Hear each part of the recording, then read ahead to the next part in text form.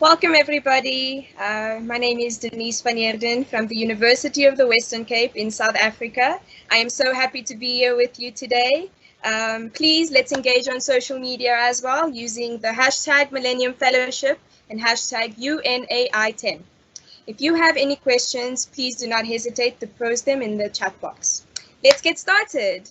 I now introduce the video showcasing the class of 2020. Stay tuned.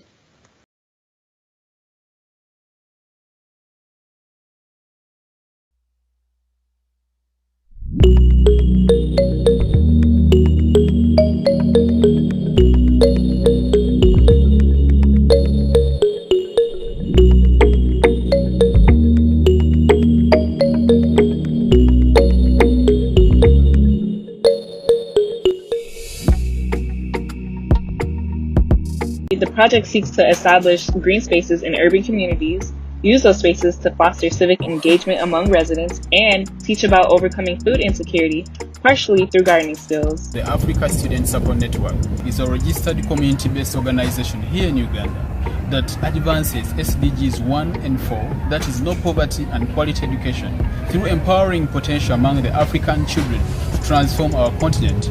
We do this through our principal programs that include mentorship, education scholarship, and entrepreneurial leadership. Heart for Waste is the community-based project that focuses on the strategies on waste segregation and management at household level. PRAISE is essentially an organization, a project dedicated to combating racism in education and discrimination in schools and supporting minority students by creating racial literacy initiatives specifically designed to create racial awareness within schools. Toboge is a mental health organization that was founded in April last year with the aim of creating a psychological first aid kit that, in short, would help you help yourself. Together, we are working on She, a docu-series aiming to create thoughts and empathy-provoking video content on diverse feminist issues. Our goal is to provide an inclusive space for dialogue while inviting a wide range of participants to share their opinions and experiences. My project is called the Slow Wardrobe, and it aims to slow down the production of clothes. The goal of this project is actually to empower the girl child and enable them to be self-reliant. Excited that I've taken part in the Millennium Fellowship program 2020 class. One of the greatest lessons that I've learned in the Millennium Fellowship was actually the power of storytelling. I used the networking skills I learned through the Millennium Fellowship to make connections in order to find and secure the spot of Let's Grow Urban's first community garden. The leadership skills and the knowledge I've gained from the fellowship has helped me collaborate and network with people from the education and schooling sector in India and around the world. Change starts from yourself, so we usually want change to ripple very quickly outside, but we forget that we have to change ourselves from the beginning before it can ripple outside. What a blessing to experience a glimpse of culture around the globe in just a few minutes. Thank you so much. I now move over to introduce Dr. Sam Vagar. Sam Vagar is the Executive Director and co-founder of the Millennium Campus Network. As a recipient of 2 honorary doctorates, Sam is also a graduate student at the Kennedy School of Government at Harvard University, where he's also the Millennium Fellow at its Center for Public Leadership. Welcome, Sam. Thank you so much, Denise. I so appreciate it. And congratulations to the Millennium Fellowship Class of 2020. You have earned it. To the United Nations Academic Impact on 10 Extraordinary Years, and to MCN members and supporters for engaging today and throughout this year. And thank you to the more than 2,000 of you who have RSVP'd to join in live today. All of you watching from around the world, Millennium Fellows, MCN members, United Nations Academic Impact members, friends, supporters, thank you for being with us today. I would be remiss if I did not begin here. We are living in a time of pandemic. COVID-19 has taken the lives of over 1.33 million people worldwide. It has hurt families and disrupted economies. It has also exposed and exploited the inequities of our societies. This has also been a time of human response. With the Millennium Fellowship, over 15,000 students from over 1,400 campuses applied to join the class of 2020. Over 1,000 of you were accepted and are here today to celebrate at graduation. The Millennium Fellowship community today is majority female, majority people of color, and active on campuses across 20 nations and growing. So I invite all of you, fellows, members, and beyond, to apply to join the class of 2021 today at millenniumfellows.org. This time demands ongoing, ethical, collaborative leadership. In preparing for today, I reflected on the fact that 75 years ago, United Nations was born. There is a single phrase in the UN preamble that I return to again and again and hold close to my heart. Quote, to reaffirm faith in fundamental human rights and the dignity and worth of the human person. This is why we are here. We believe in the dignity and worth of the human person, of every person and every living thing, and the planet that we all share. Today, MCN will honor 6 role models who center human dignity and worth in their work and lives. We will hear from visionary global leaders, from Millennium Fellows advancing the SDGs locally, and from UN officials and university leaders who believe in your leadership. And I want to share a special memory. It's a warm winter day in New York in 2017. We're catching up for lunch with Ramu Damodaran, the chief of the United Nations Academic Impact. As we compare notes, we discuss a shared commitment to the role of higher education to advance UN goals. And engaging the United Nations can be intimidating. Ramu is the opposite. As we sit together that day, he asks questions, warms to our ideas, and desires collaboration. Ramu, the warmth that you shared that day with me and in every conversation we've shared build trust and make me believe in the promise of the United Nations and in our own power to create positive impact. This is echoed in our conversations with Lanice, Bo, Brenda, Omar, the entire team at the United Nations Academic Impact. To me, UNAI is one of the most significant initiatives within the United Nations system. It makes the UN relevant and resonant to an entire new generation of student leaders and to campuses worldwide. It is our deepest honor at MCN to partner with the United Nations Academic Impact to present the Millennium Fellowship together to elevate student leaders, championing the Sustainable Development Goals in this vital time. We congratulate the United Nations Academic Impact as this marks to the day your 10th anniversary of engagement with students and campuses across the globe. And we congratulate each of you on the team that works so hard to center the role of higher education in driving forward our shared agenda. As Rebecca Riccio of Northeastern University says, this is a time, quote, not just of leading for the Sustainable Development Goals, it is a time to live the goals in our daily lives.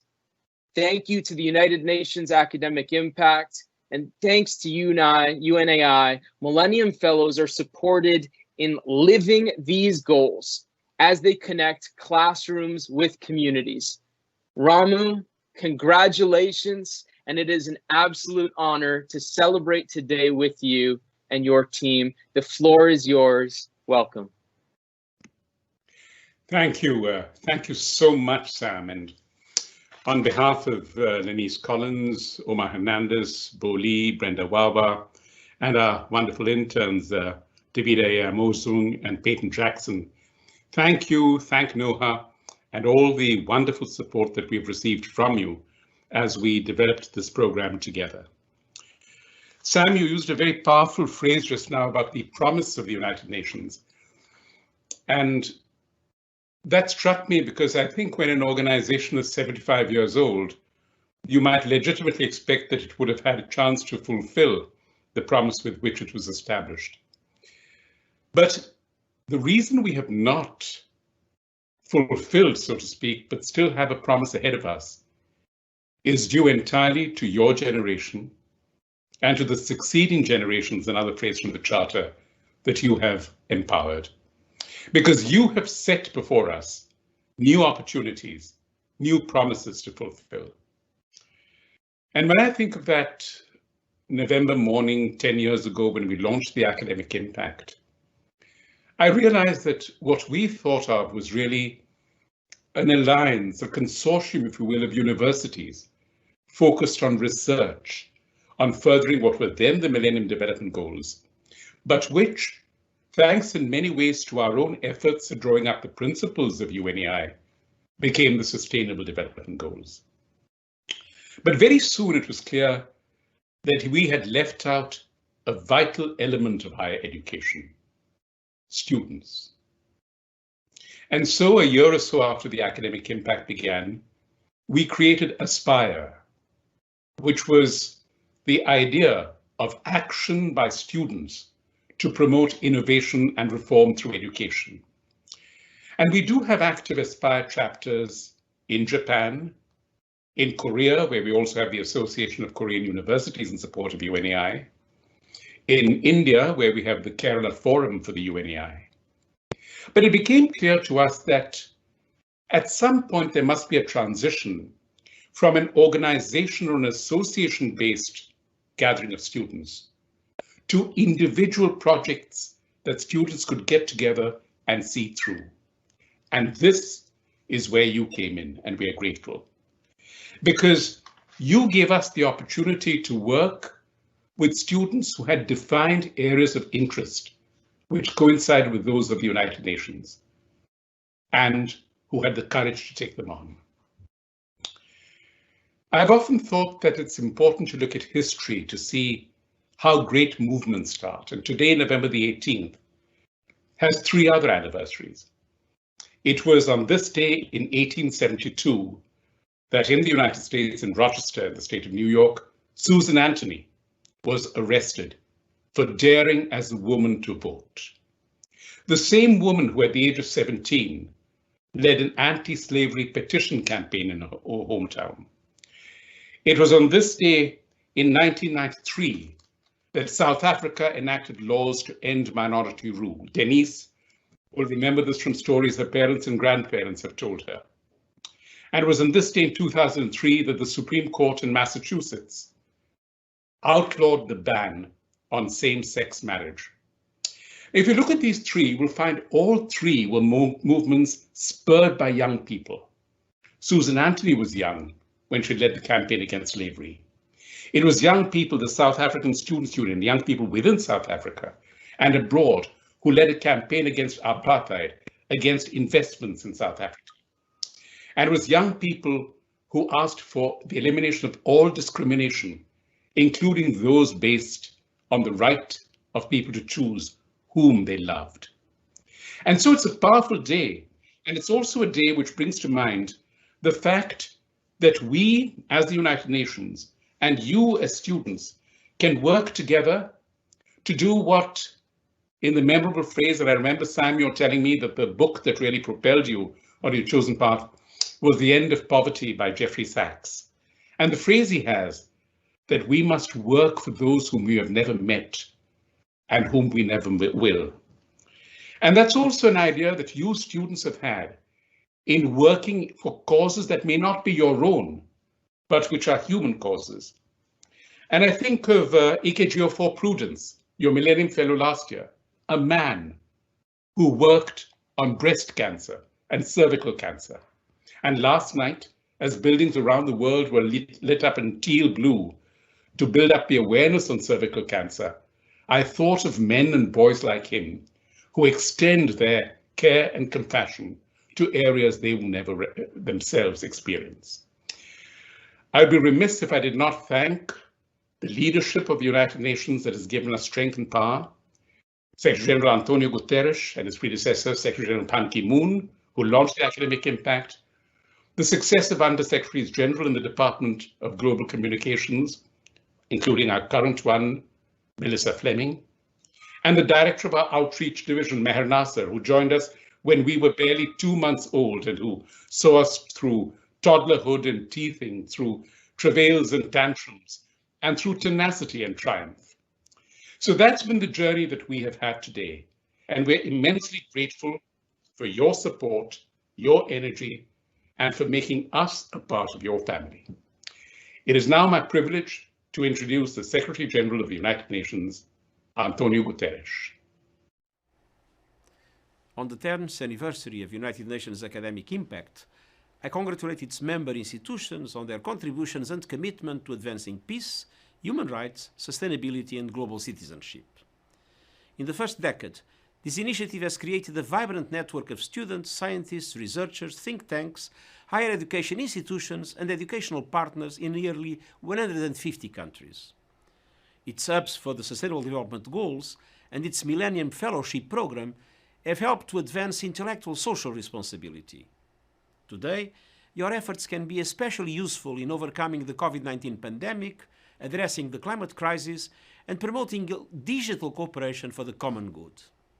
I encourage you to bring your best energies and ideas to these challenges as we strive to develop vaccines, combat misinformation, and achieve climate neutrality by the year 2050.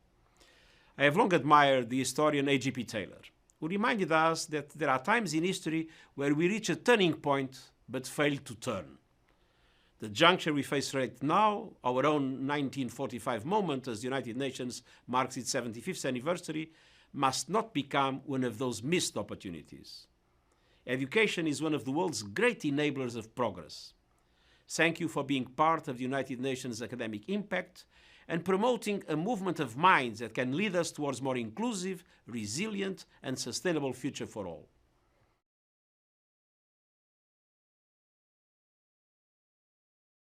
Dr. Sam, Mr. Ramu, and Secretary General Guterres, we are because of you. Thank you for aligning higher education institutions with the objectives of the United Nations. As Secretary General Guterres once said, the hopes of the world rest on young people. As we commemorate the 10th anniversary of the UN Academic Impact, we acknowledge the 10 years of impact the United Nations created through collaborative and innovative ventures in higher education institutions across the globe. It is the greatest honor to now introduce the exciting video by former Secretary General Ban Ki-moon, who served as the 8th Secretary General of the United Nations from 2007 to 2016. Stay tuned. The United Nations Academic Impact was created 10 years ago as a dynamic platform for the energy, innovation, and creativity of scholarship to work with the United Nations in a culture of intellectual, social responsibility. The work of institutions of higher education is vital to achieving the SDGs, as they serve as incubators of new ideas, inventions, and solutions to our common challenges we face. As we celebrate the 10th anniversary of the United Nations Academic Impact, we are grateful for its contribution to transformative impact on a global scale. Today, we are also celebrating the graduation of the Millennium Fellowship class of 2020.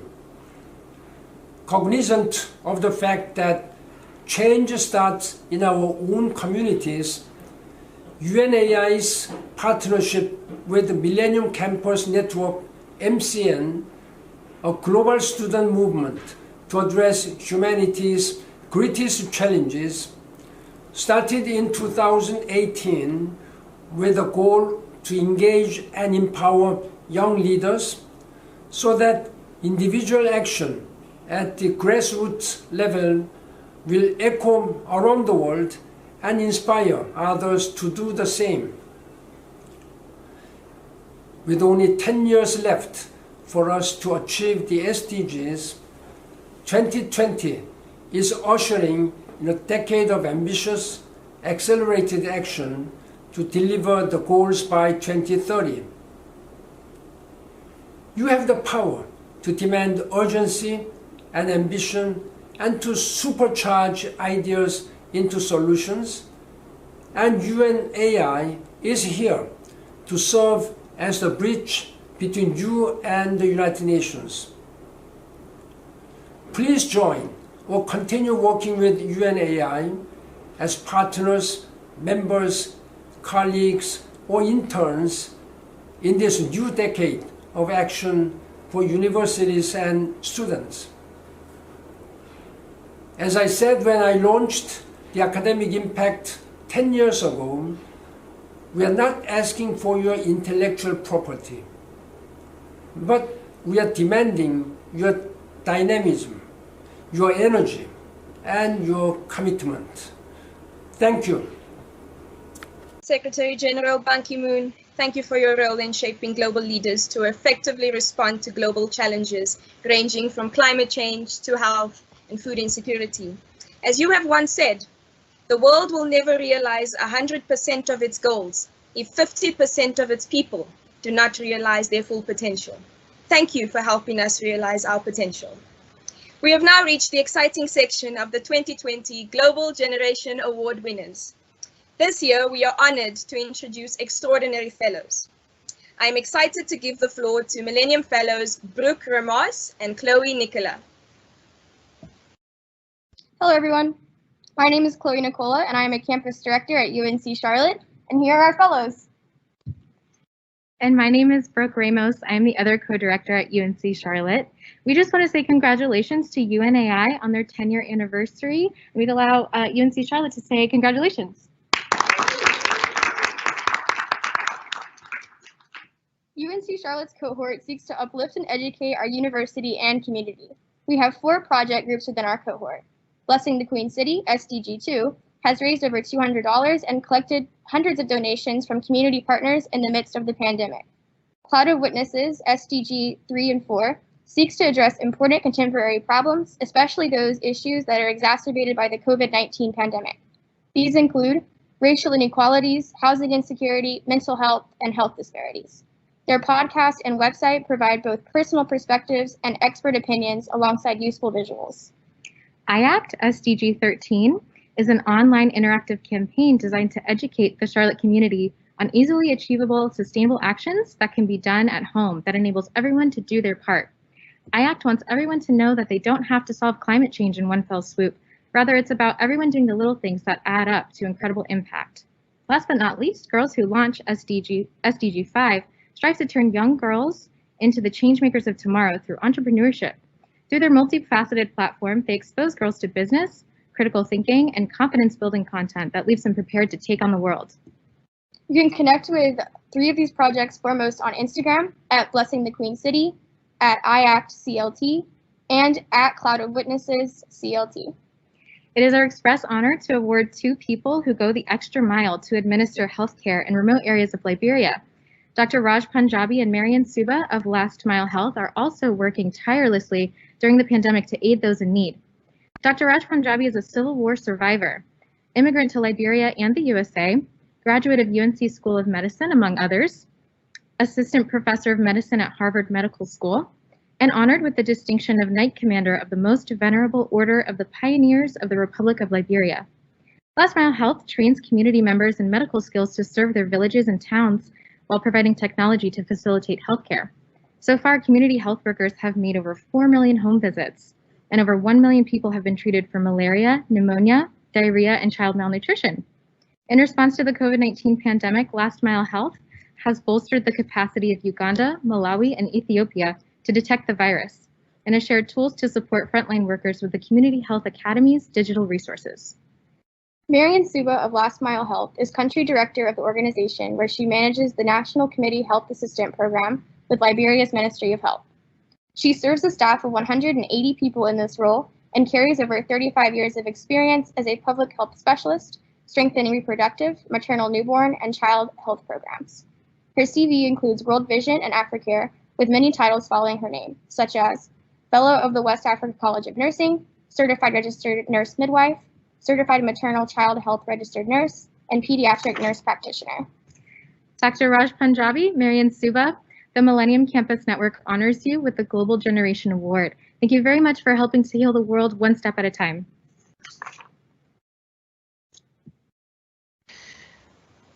Thank you so much. Let me say thank you. Thank you. Should I come in now, Denise? Absolutely, Mr. Raj. The floor is yours. Okay. Well, let me say thank you, and it's particularly meaningful for me to be here with Marion, a fellow health worker, and also to hear from Charlotte, where I spent, in North Carolina, the second part of my childhood after fleeing here from the Civil War in Liberia, and also to see my friend Aya and Sam on. Thank you, and let me also say thank you to the Millennium Campus Network, to the UN Academic Impact effort. I mean, it's a really significant leadership just to hear your reflections, Ramu, and also to the Millennium Fellowship. Marion and I want to congratulate all of you on your graduation. And I want to just start with a quick story. This summer, I came home after testing patients in a COVID-19 clinic where I was forced to reuse the same gown all day. And when I got home, I didn't want to risk infecting my family. So I took off all my clothes before entering the front door. Now, my children were amused, but I was worried. And I have been even more worried for my fellow health workers around the world. Without masks, community health workers knock on doors in the poorest neighborhoods to find COVID-19 patients. Without face shields, midwives try to deliver babies in community clinics. Without gloves, nurses canoe across rivers to deliver vaccines to families in the rainforest. Now, we applaud frontline health workers as heroes. We respect them, but don't protect them. Over 7,000 unprotected health workers have died from COVID-19. We pray for them, but don't pay them. Over $1 trillion of work by women in healthcare, many as community health workers, nurses, and midwives, goes unpaid. You know, we welcome, Marion and I, as many of you have, the news of the new COVID-19 vaccines. Yes, we can tell you as health workers that vaccines can save lives. Yes, vaccines can speed up economic recovery and get us back as close to normal, back to our lives. But no, vaccines will not be a magic bullet because vaccines don't deliver themselves. Health workers do. Marion's a nurse and I'm a doctor. We are health workers.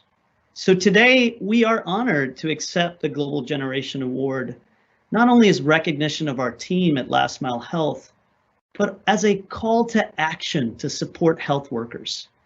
When epidemics like smallpox and polio threatened to bring humanity to its knees, community-based health workers did not surrender, as you know. They went door to door to vaccinate billions around the world. And now we can tell you that health workers are prepared to go as far as it takes to control COVID-19. The question is, are we prepared to go as far as it takes to invest in them? So we call on our generation, we call on your generation to do more to support health workers who are risking their lives to serve patients during the COVID-19 pandemic and beyond. You know, this pandemic has reminded us we face great pain and crisis in our world. Not only the crisis of epidemics, but we face the crisis of poverty, we face the crisis of inequality, we face the crisis of climate change. And if I've learned one thing about facing crisis, from fleeing civil war as a child in Liberia, from working with my colleagues at Last Mile Health to face Ebola and now COVID-19, it's this: that we as people are not defined by the conditions we face. We are defined by how we respond to them. When I was young, my father repeated a saying he learned in West Africa: no condition is permanent. Conditions can change, my friends, when generations like yours responds. Conditions can change when leaders like you find your passion. Conditions can change when you match your passion with the urgent needs of our world. And conditions can change when you commit not just over years, but over decades, to go as far as it takes to fight for social justice. Thank you. Thank you, Mr. Raj. You are truly our healthcare hero. I am thrilled to introduce Ms. Marian Suba. The floor is yours, ma'am.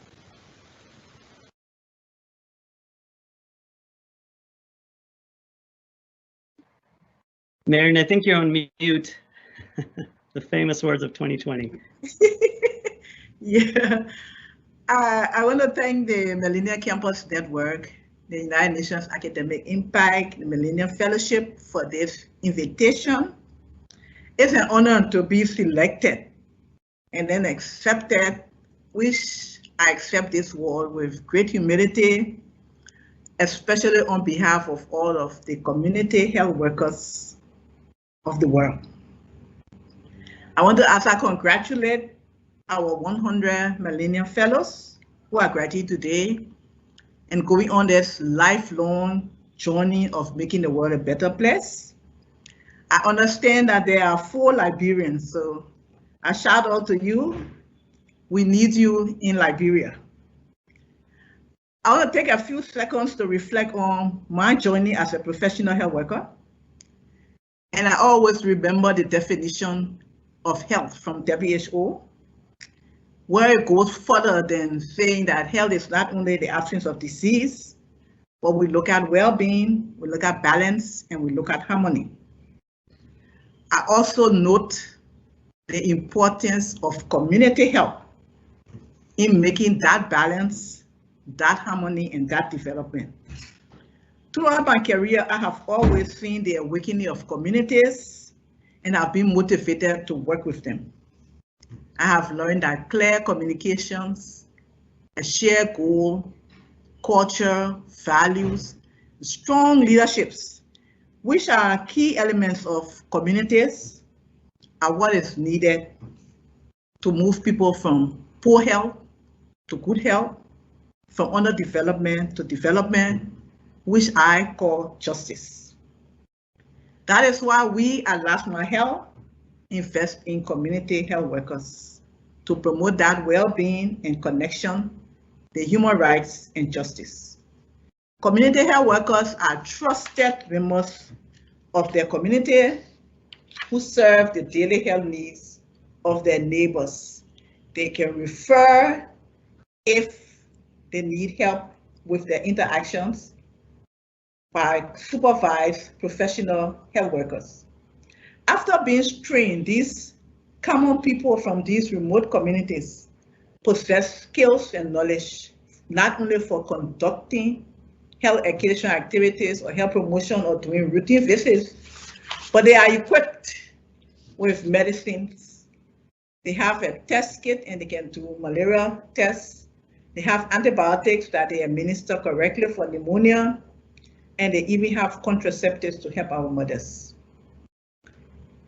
Also in Liberia, they have smartphones because they are all digitalized, which they use not only for data collection, but also have videos where they can study and share information.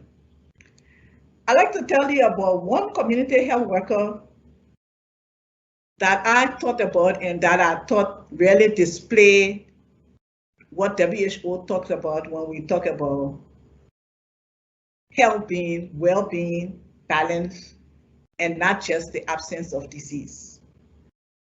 For this girl, which is called Christina, she's a gem in her community in Emmanuel Village in Grand Chile County. She is in a very remote village that are many hours from the nearest health facility. She is a female community health worker, which is not a common thing in Liberia.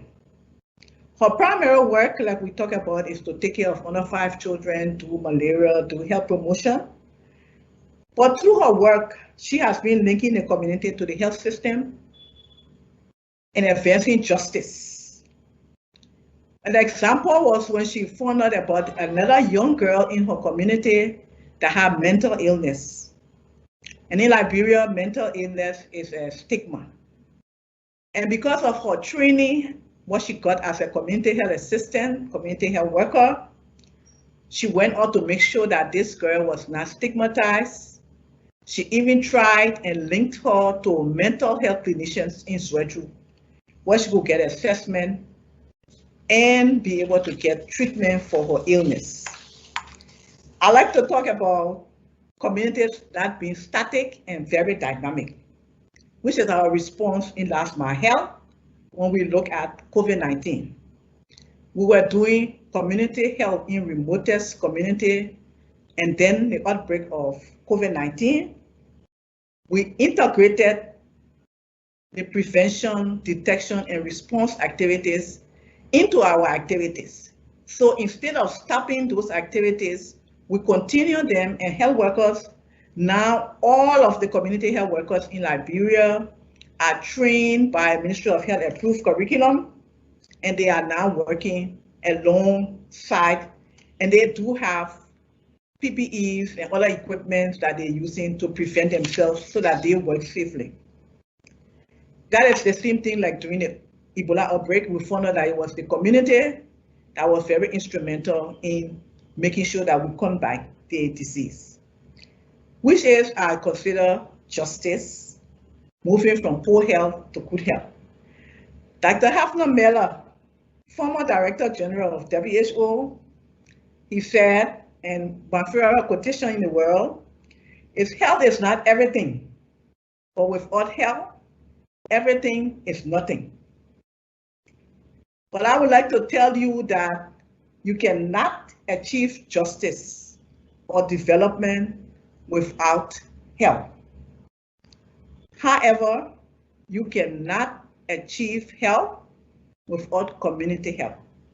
So as I congratulate you, I wish you health in healthy communities, and I wish as you go out, you can impact your world.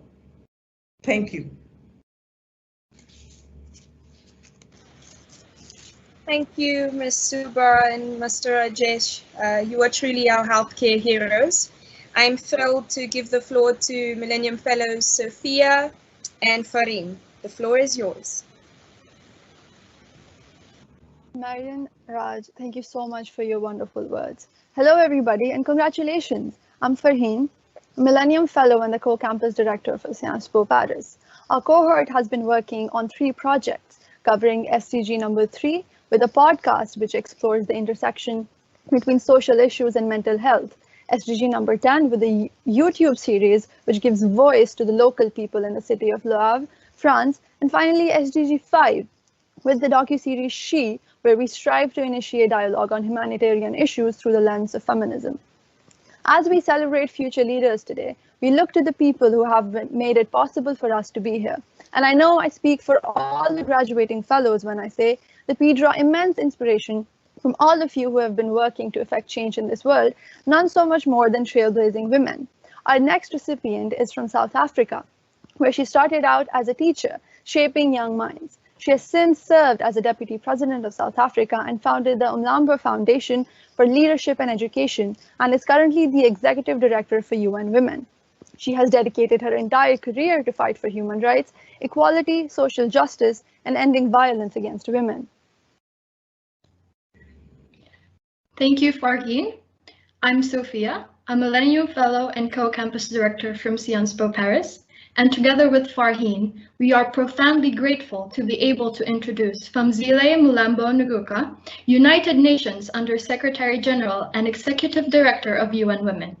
We are inspired by how the Executive Director has roots in youth activism and has centered youth leadership within UN Women. We are particularly excited about the Generation Equality Forum, which is in partnership with the government of France. Famzile has made clear to center youth voices at the forum, ensuring that feminist movement building can draw on the past 25 years and build into the next 25. We are thrilled that Fellowship alumni Chantal Marikira serves on UN Women's Beijing Plus 25 Youth Task Force, one more space in which Famzile is ensuring youth have a seat at the table. Your leadership inspires young feminists like us across the globe. Today, on behalf of MCN, we are thrilled to present you as a 2020 Global Generation Award winner. Thank you, Famzile, and welcome. Thank you so much, Madam Moderator. It's lovely to see familiar faces, and it's wonderful to listen to what the previous speakers have just said. I want to thank the Millennium Campaign Network for the distinct honor of the Global Generation Award, which I didn't see coming, because I just know there are just so many wonderful people that you could have honor. So I'm really thankful for this honor. I'm also touched that this happened in this year, 2020, which is the most challenging year for all of us. It is the year when we've seen the resilience of young people, the resilience of our communities, and we've also seen many people sacrificing, as we've had the work of health workers in order to keep us safe and alive while sacrificing their own lives. We are very grateful and appreciative for those efforts. 2020 is also a year when we have celebrated UN Women's 10th anniversary, but I also know that it's the 10th anniversary also for yourself. So congratulations, we are twins and we're very young, and we are facing many challenges. It is also the year when we face, when we've celebrated the 25 years of the adoption of the Beijing Declaration. And 25 years on, yes, we've made some progress, but it is so slow, so uneven, and so brittle. With the pandemic, we're looking at the threat of losing some of the gains that we made. Amongst the gains that are under threat is girls' education, as well as women's health, especially maternal health, where we thought we were beginning to make some progress. So the work that you do in the different spaces that you are in is actually critical, not just for us to advance, but also to save the gains that we have made. The fact that at this point, we only have 25% of women who are lawmakers in legislatures, congresses, and parliaments of different countries. In 25 years after the Beijing Declaration, we have 75% of men making laws for all of us is a big challenge. And we do not have any critical mass of young people in our parliaments as legislators. We need to address the fact that in many countries, eligibility is pegged very high. You have to be above 25 in many cases, 30 in some countries, and even 40 in some countries. Something that really has to change, and we're hoping that we can do common cause with you. I want to also highlight the fact that in generation equality, we need you. We need your voices, because generation equality is the response to the challenges that we see that are outstanding as far as the implementation of the Beijing Platform of Action is concerned. Generation equality is the way to take the work forward, to also address the new challenges that we see, and that is where you have a unique role. So I would like to end by just inviting you and asking you to embrace generation equality and to inform and shape it so that we can make sure that we benefit from the insights, the wisdom that you have. It is an intergenerational effort, and you have to stand on our shoulders so that you can see very, very far. Some of us are old now and it kind of tired-ish, but we can still provide the shoulders for you to stand on and look much further than we can ever see. Thank you so much. Thank you so much to our Executive Director of the UN Women. We truly look up to you. I'm thrilled to introduce Millennium Fellow Aladdin. The floor is yours. Thank you, Denise. Hello, Millennium Fellows. I'm very glad to be among you today. My name is Aladdin Loueti. I'm a Tunisian Millennium Fellow from the Lebanese American University. I'm the founder of Soul Education, an initiative to raise awareness about children mental health in the school and the learning process, advancing SDG 4 quality education.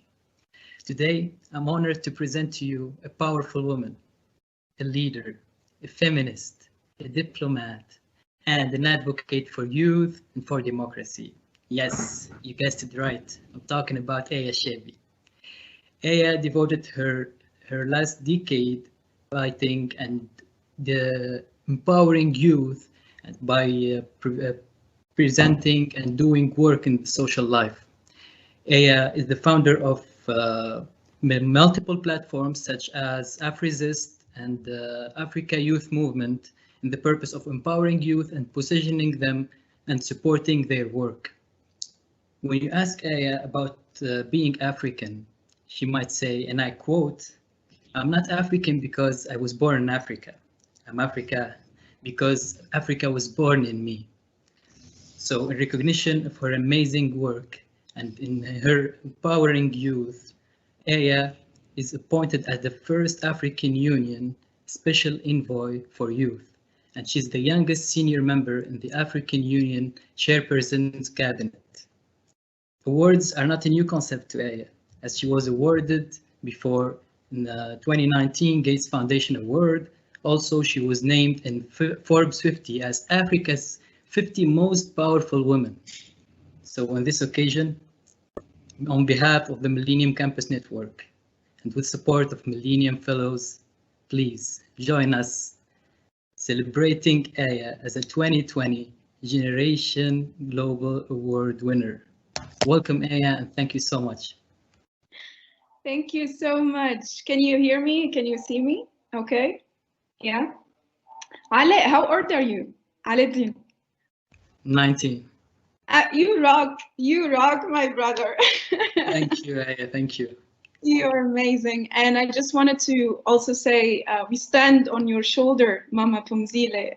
Thank you for inspiring us and championing intergenerational generation equality. And we really stand on the giants of our continent like you. So humbled to speak after you. But I'm so excited. What's up, Millennium Fellows? It's just so amazing to be surrounded by change makers from around the world. There is so much power, so much energy and inspiration when we all come together in one space. And I really hope I can bring a little bit of that energy virtually from Addis Ababa, where I am right now. And it's evening time here. So let me start by thanking the Millennium Campus Network for such an honor and for the recognition with the Global Generation Award. For Denise and Aladdin and other fellows of African descent, I really dedicate this award to you. You are the role models of our continent. You have first-hand experience on what COVID-19 has done to us in Africa, to our livelihoods, to our mental health, because this year has been tough, really tough, and yet young Africans are resilient and thrived out of this crisis stronger. So this award is a recognition to African youth leadership, especially during this pandemic. I want to also really sincerely thank Sam for amazing work you're doing with passion and integrity, so much empathy and kindness as a person and as a leader. And I want to thank my team. I'm grateful every day for the young people across the continent and the diaspora who volunteer their time and genius to serve with me this mandate as Youth Envoy, to advocate for youth rights and to co-lead and drive impact. I think it's sometimes hard to stop and celebrate our impact because we're so immersed in action. I have never been as sleepless in my life as the past 8 months because I wake up every day thinking of the young person I need to support, the youth voice I need to amplify, the youth policy I need to push for. So thank you for giving us all this moment of reflection. And also congratulations to the UN Academic Impact on the 10th anniversary. Congratulations to class 2020 on graduating. I'm so proud of you. This is probably one of the most challenging fellowships one could ever start and finish. But you know what? You did it, and you're graduating against all odds, especially internet. and that's what change makers do. When it gets tough, you get tough, and you take up the challenge and you excel. And I think the uniqueness of MCN is how to provide this platform, what that you call a platform of undergrads making a difference. This is who you are. This is what you signed up for, to make a difference, to occupy the parliamentary seats and the boardrooms. There is a whole world waiting to be transformed. And here comes an opportunity. For me, this global pandemic is a wake-up call. It's forcing all the leaders and institutions to rethink everything. So this is your time to fill that gap of the unknown. And if I can share with you maybe two things I've learned in my own journey. One is when many people ask me, how did you become the youth envoy? I mean, beside the fact I applied and was selected among 700 people, I didn't plan for the spaces I'll be in or for positions to be in. I focused on finding my voice, my identity, and defining my mission. And those took me to spaces where I am right now. So the space we occupy is just a vehicle of change, to do something, to have an impact. And I could see after 2 years, I could see the change. More youth are coming into the AU, trusting the AU, because the face of the AU can also be as young and female, not a club of old men meeting during the AU summit and deciding the future of the rest of us. Now they accept that they have to sit down to have intergenerational conversations. So find your authentic voice, find your identity, your radical self, and define your mission. And two is that an idea will always remain an idea if you don't put your skills to use. I'm a Gemini. Some people in my team call me an idea machine, but I can see the impact when I, move from vision to decision, when I get things done. And you as fellows have no excuse because you learned every essential skill you need to kick off. So start and fail and get up and fall again and don't give up. And don't worry about yesterday, because yesterday is not coming back to look for you. You have this moment now to leave your mark in the world.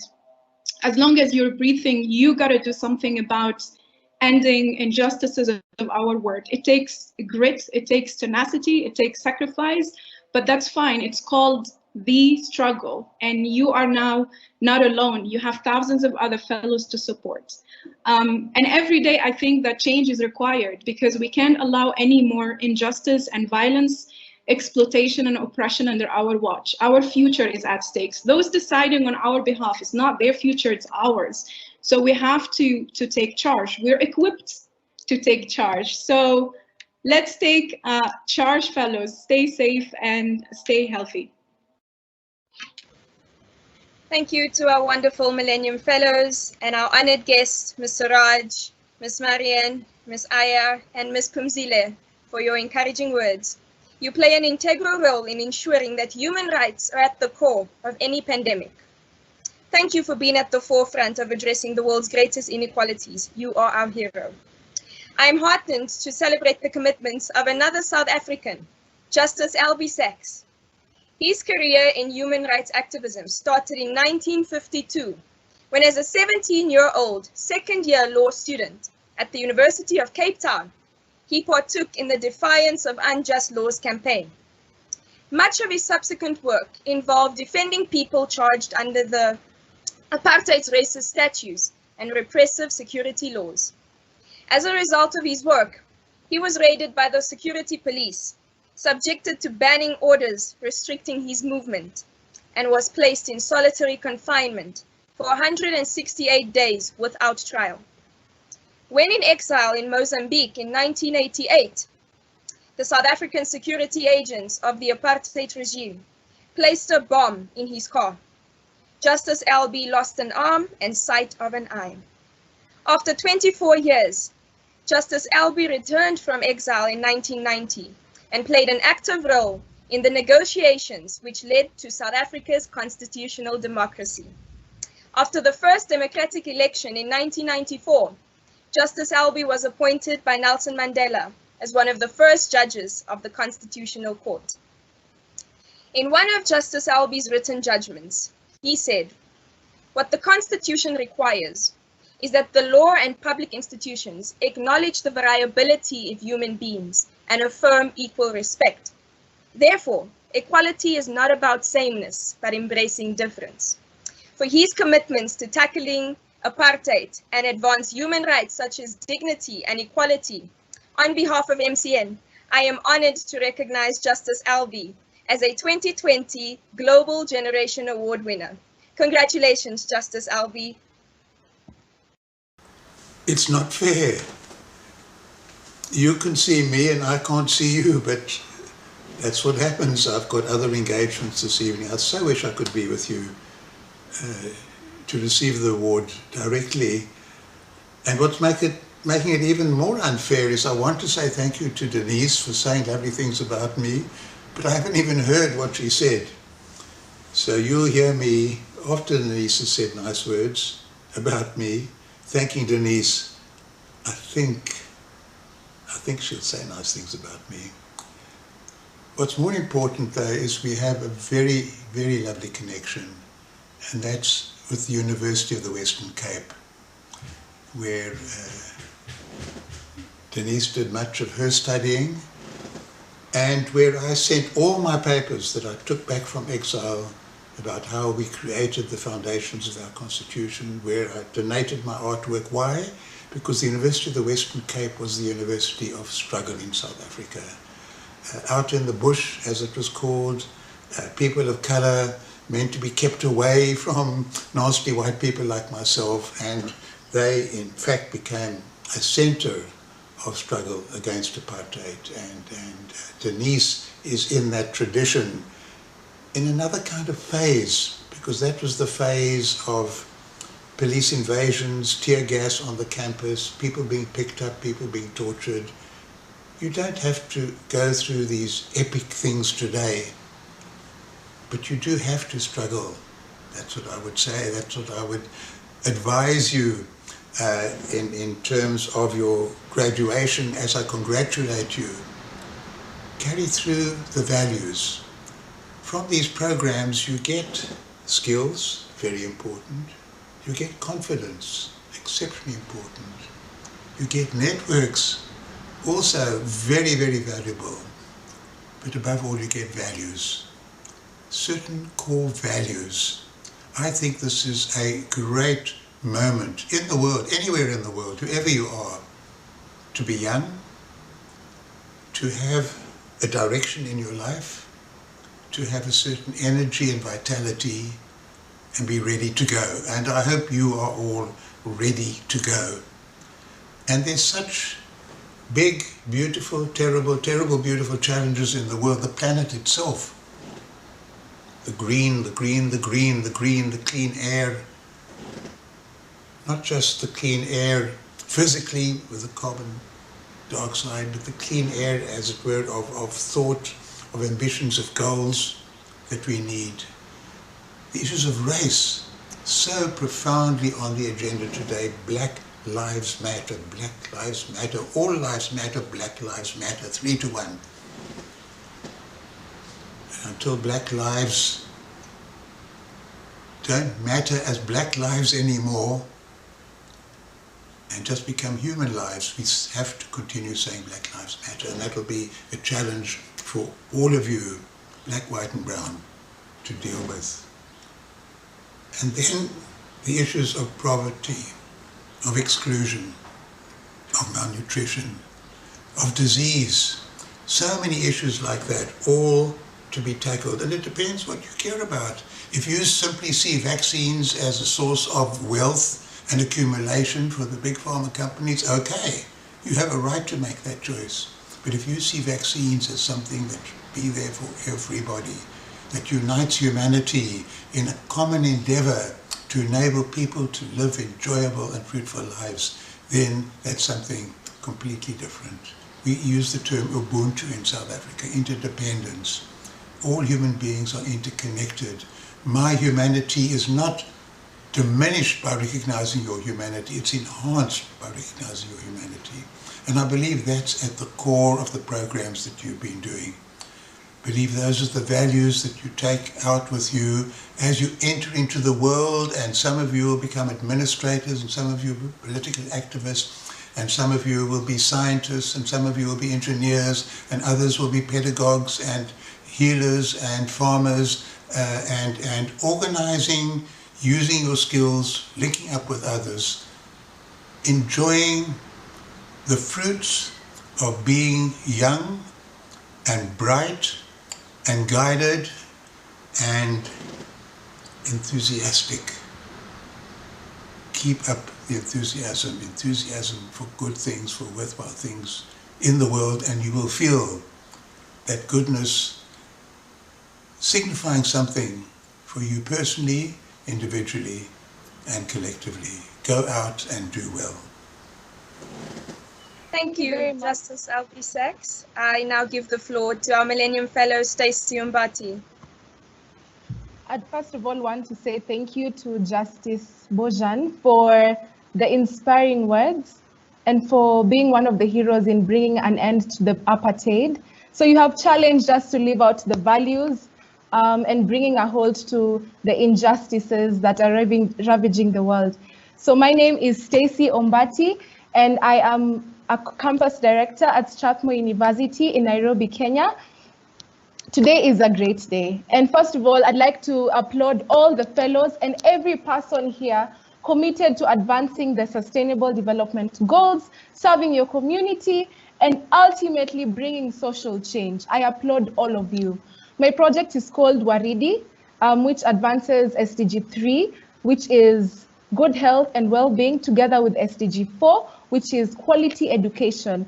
And we aim to empower the children that we are mentoring on menstrual education, and we also supply sanitary towels to them, hoping that they will eventually take on after us.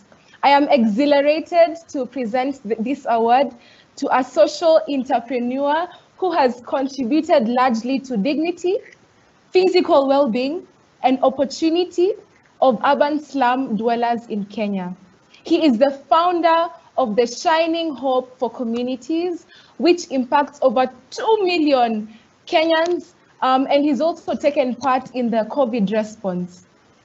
Teach for Kenya is another movement he founded, which advances quality education, and he's also featured and written opinion pieces published in CNN, New York Times, Forbes, just to mention a few.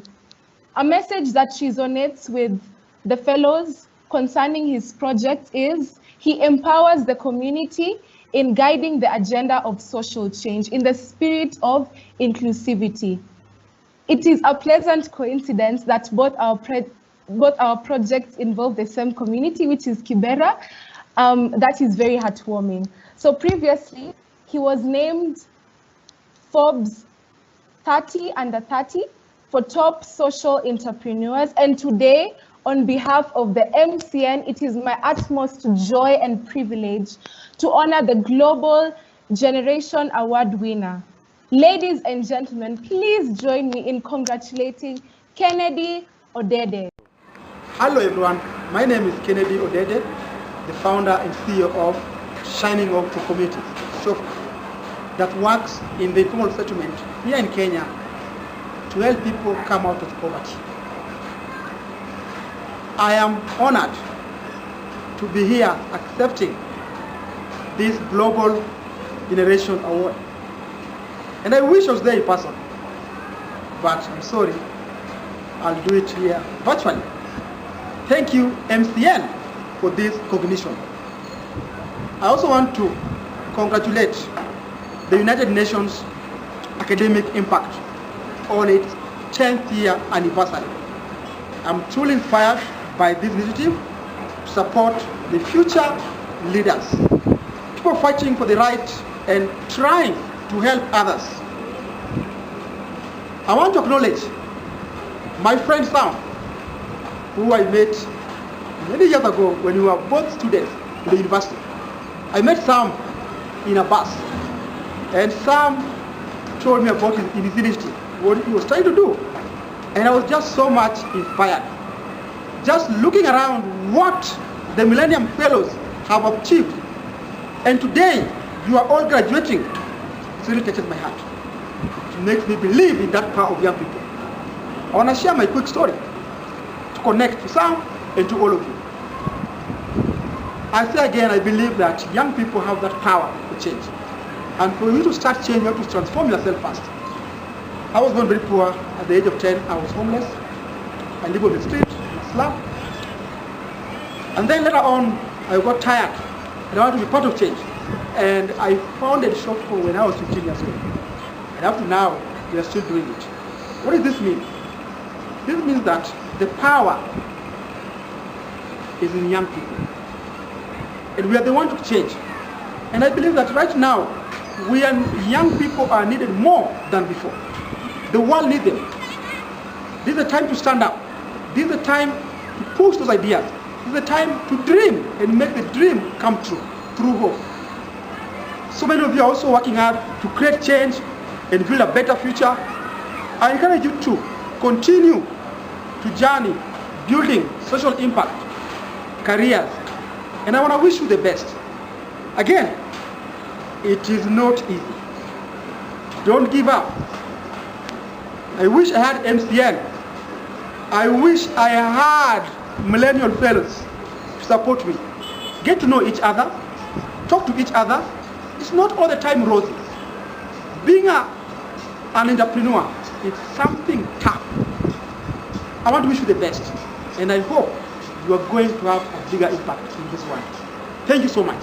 Thank you very much, Kennedy. Thank you for the social impact that you've had on the lives of Kenyans. So thank you very much. Thank you, Stacey Mvati. Joining us next is Mr. Stephen Fox, who will be introducing the Millennium Oceans Prize.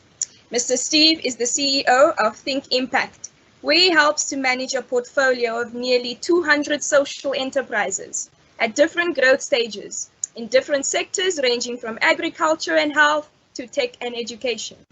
In addition, Mr. Fox currently serves as the chairman of the Environmental Committee of the Reever Family Foundation, who are the sponsors of the Millennium Oceans Prize. Thank you for being here today, Mr. Fox. Over to you. Thank you so much, Denise. Congratulations, graduates. Let me say, if they don't get Kennedy back online here in a second, my sister was a fellow graduate of Wesleyan with Kennedy in 2012, and I can vouch for the power of everything he does with Shopco. Unbelievable. Kennedy, congratulations on all of your hard work.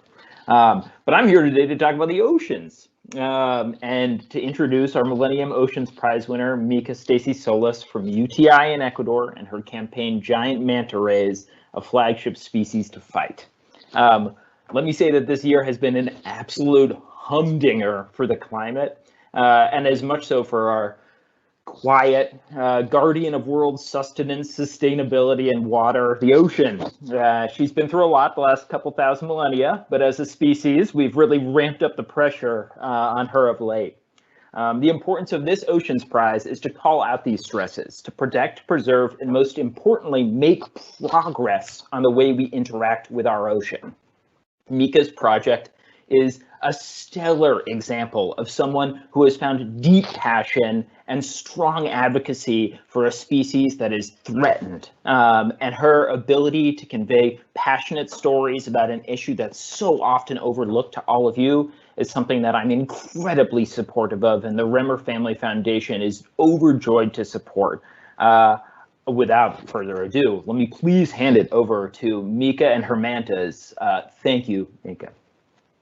Hi, everybody. Thank you so much, Stephen, for this introduction. I am really honored to be here today as this year winner of the Millennium Ocean. Thank you so much. As Stephen said, my name is Mika Stacy. I am from Quito, Ecuador, and I am a student of a master's degree program on biodiversity and climate change. And as part of my thesis, and thanks to the Millennium Ocean Prize, I am currently working on the project Giant Manta Rays, a flagship species to fight plastic pollution. With this project, we want to determine the levels of microplastic intake in the population of giant manta rays from Isla de la Plata here in Ecuador, which, by the way, is the biggest aggregation of giant manta rays of the world. Adopting this charismatic giant as a flagship species, this project will provide new and important information to demonstrate the growing problem of plastic pollution and its ecological implications. Also, part of our work is to create audiovisual material to socialize the project, show the beauty of the underwater world, and to raise awareness over manta rays conservation and the plastic pollution problem. So today, I wanted to share with you a super short sneak peek video of the work we are doing right now, and to encourage all of you to follow us on social media and stay tuned on what is coming up next in our efforts to save the mantas and keep our oceans clean.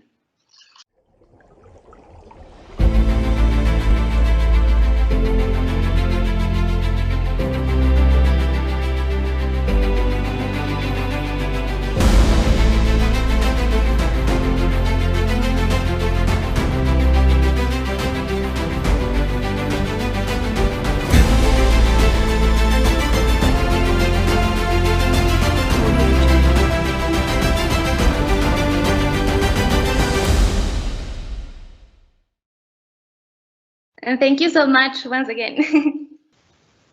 Thank you so much, Micah. Incredible video. Over to you, Mr. Stephen Fox, for the SDA video. Yeah, sure. Who's ready to run through a brick wall for some giant manta rays right now? Come on. That was awesome. All right. The next folks we're introducing is our runner-up this year from Sustainable Development Advocates in Nigeria, University of Lagos in Nigeria, and addressing the issue of open defecation in ocean pollution. Again, think about these issues and the importance that they have going truly under the water in the way that we think about climate challenges that we run into every single day. Thank you, SDA, and please take it away.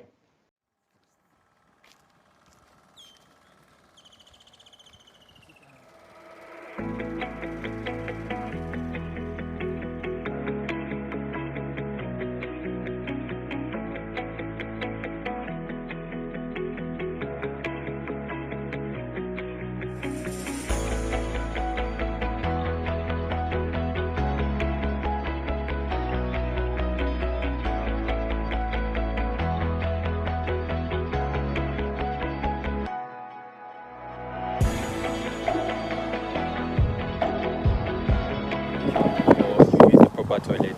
Which one will you go for exactly? I'll actually use the proper toilet.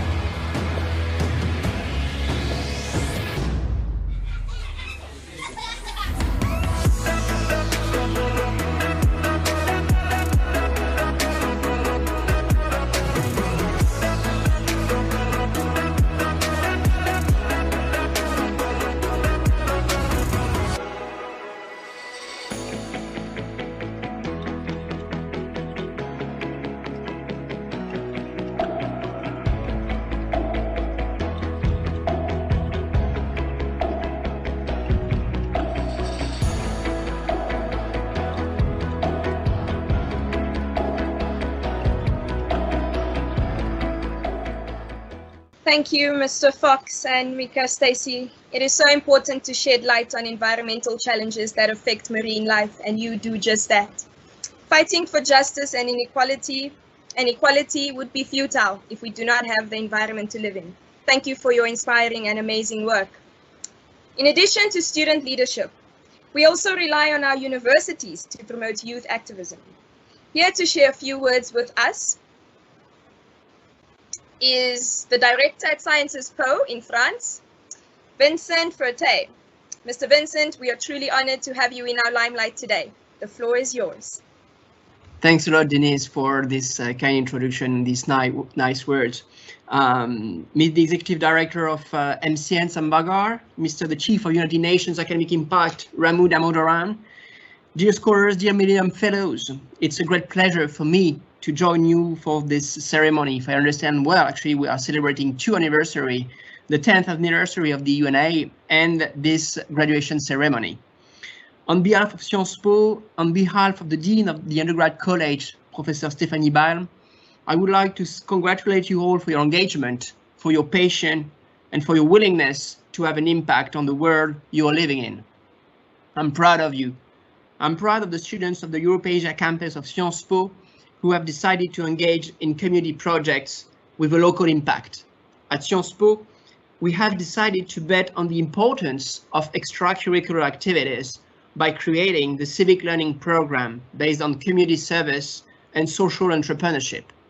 This program has been implemented because we believe that humanities and empirical experiences have to play a central role in education, whatever the specificity of the curriculum you have chosen, be social sciences, be engineering, be hard sciences. Leonora, Farin, Ashley, Camille, Fanine, Lina, Kira, Tanvi, Lucas, Joaquin, you are an example, and you embody perfectly what we aim at doing at the university, providing students with an holistic, pluridisciplinary, and humanist education. You will evolve in a very changing environment. What you will learn at school within the classroom is absolutely necessary, since you get the fundamental knowledge and the methodologies to think critically. But trust me, what will make the difference when you will be asked to take decisions? It's all the ground experiences that you will have accumulated over the years. Of course, this program has helped you to better understand how to apply the Sustainable Development Goals, which are unique and a powerful frame for a global action. Of course, this Millennium Fellowship training has placed you in a network that I hope you will have the opportunity to fuel and keep maintaining these human interactions in the future. But above all these contents, all these experiences have give you the sense of responsibility. It's not something that you learn in textbooks or on PowerPoints. It's a value you will discover the importance throughout the years by exposing yourself to the others, by choosing to be surrounded by diversity. So keep going beyond your comfort zone, keep fueling your curiosity. I wish you lots of success in your future projects. Take care of yourself, and again, congratulations to you all. Mr. Vincent, thank you for your integral role in shaping students to be global citizens committed to social responsibility. As Ban Ki-moon said, our universities serve as incubators of new ideas and solutions. I now turn over to the inspiring video from our higher education professors. Stay tuned. Hello, Millennium Fellows, and congratulations, the class of 2020. I'm Marvin Krislov, the president of Pace University in New York, and we're honored to be a Millennium Fellows host institution. 8 Pace students are among today's graduates, and I want to make sure they get a special shout out. Kendra Cooper-Smith, Isoto Ane, Michaela Martin, Chloe Mayhew, Annabella Mead-Vancourt, Akila Ramesh, Elena Romanova, and Jessica Witkowski. I am so proud of your accomplishment. You have made a remarkable commitment to being the change you want to see in the world. To these PACE Fellows and to all the Millennium Fellows around the world, congratulations.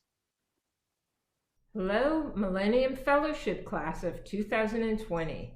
I'm Hilary Landorf, the Executive Director of Global Learning at Florida International University.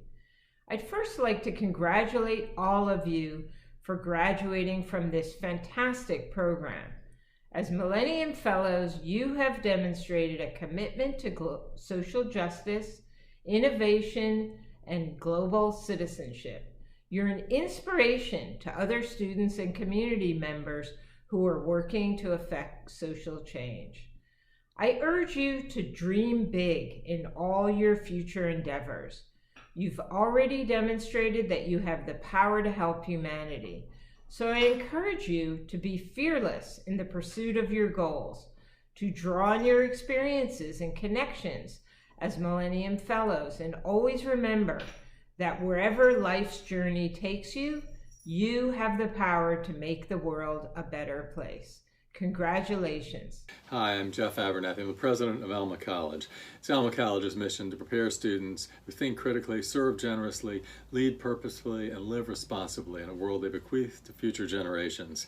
This mission we are so very proud of. We send students out to the world to serve and lead their communities. And it's for that reason in part that we are so proud of the partnership that we have with the United Nations Academic Impact. I'm delighted to help you in celebrating, join with you in celebrating this 10th anniversary. What an exciting time for the organization. And we're proud as well of the Millennium Fellowship that has meant so much to our students. Our congratulations to the class of 2020. I can tell you that the Millennium Fellows here are doing incredibly important work right here in Alma, Michigan, this small rural community in the middle of our state, and now out across the world as they have graduated and gone on to lives of service and deep impact on their communities. Congratulations to everyone. Wish we could be together in person this year, but I'm delighted for this opportunity to welcome you. Hello everyone, my name is Shah. I am from Yemen. I am the UN Academic Impact and Millennium Fellowship Coordinator at Al-Razi University, Sana'a, Yemen. Many congratulations to our fellows in Al-Razi Universities for the second year to be joined in this event. Actually, we are very happy and glad to participate in this Millennium Fellowship to advance the SDGs by performing projects in the community. Our students are conducting nowadays several projects, for example, to prepare an application, electronic application to be called a digital blood bank for people who need blood in hospitals. The other project is to promote and produce awareness and advocacy for and other winter diseases spread in our country. I advise all universities all over the world to join the UN Academic Impact and makes their students to join the Millennium Fellowship so that they can share and contribute in advancing the SDGs by 2030. In the same time, Al-Razi University is the only university in Yemen that shared for the second time in the Millennium Fellowship. I am very happy to join this university, and thanks for all its team for their efforts to succeed in performing the Millennium Fellowship 2020 class. I'd like to send all of our thanks and congratulations to all teams in the MCN, fellows all over the world. Thank you so much. Thank you, and we hope to see you next year. Thank you to our honored speakers. We are truly refueled to connect with our universities and take our social impact further. Millennium Fellows, I invite you to share your experience here today and in the Millennium Fellowship on social media using the hashtags. Before I turn over to the alumni update video, I would just like to make a note to everyone that Mr. Kennedy's video could not successfully retrieve its audio. So that will be shared on social media. So please make sure to follow MCN at MCN Partners and UNAI Impact. I now turn over to the alumni update video. When we think of the road ahead, I hope we can look back at our time as these Millennium Fellows have. Stay tuned. Time management, networking, confidence, communication. Millennium Fellowship has been beneficial in numerous ways. The most pertinent thing to point out is the heart to serve and volunteer. I saw myself grow as an advocate and leader in service when working with fellows and my co-director. It gave me a new perspective on our community and on what life is like for those people who are often overlooked. So it really changed the way I see the world and my role in it. For the fellowship, it was the one thing that allowed me the patience and awareness and fortitude to continue moving forward, even if it just meant completely changing courses. If it weren't for the connections built in this program, I don't think I would have been able to carry out my project, my work in advocacy, and my time for service outreach. So my advice for young fellows who are also working on social change is never stop the good work, because there are sometimes you feel your impact is too small, or you have this burden when you try to expand your impact. But the reality is there's no big or small impact. There are people in every corner of the globe who have different ideas and they have different passions, but ultimately we all want to come together to try and help people in a similar manner. And I think that is one of the best reasons you should become a Millennium Fellow, because that is a really amazing thing to achieve. Just imagine thousands of people doing the same good work you're doing in trying to make the world a better place. So your impact is not negligible. And when you think of expanding, collaboration will definitely come. Thank you for the amazing video. Today we have been inspired by 6 extraordinary Global Generation Award winners, role models for us, by university leaders, by the current and former UN Secretary Generals, by the partnership between the United Nations Academic Impact and MCN that make the Millennium Fellowship possible for us all. Most of all, I have been inspired by my peers around the world, who in time of a pandemic have chosen action. We must keep choosing to act. I invite each of you to apply for the Millennium Fellowship class of 2021 today, to carry this work forward and continue to share the opportunity with your friends on social media. Let's build on the impact together for the decade of action ahead of us. Congratulations to the United Nations Academic Impact's 10th anniversary. Congratulations to the class of 2020. I hope we can continue to engage as the alumni community. The Millennium Fellowship has served more than just a foundation, founded on leadership of the values including humbleness, inclusivity, and empathy. Let's continue to build on that. I now invite you to join me in watching these final moving messages to carry us into the journey ahead. Thank you.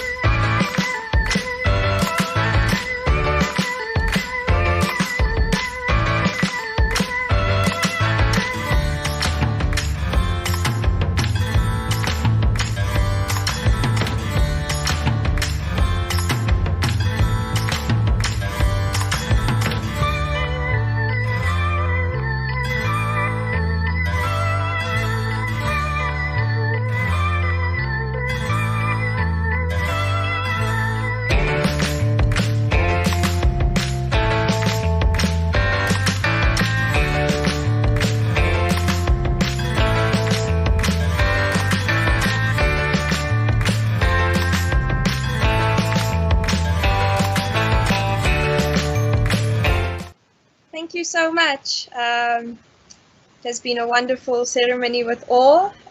Once again, I invite everyone to apply for the class of 2021. Once again, congratulations to the United Nations Academic Impact and the Millennium Fellows. May everyone have a blessed day. Thank you so much. Goodbye.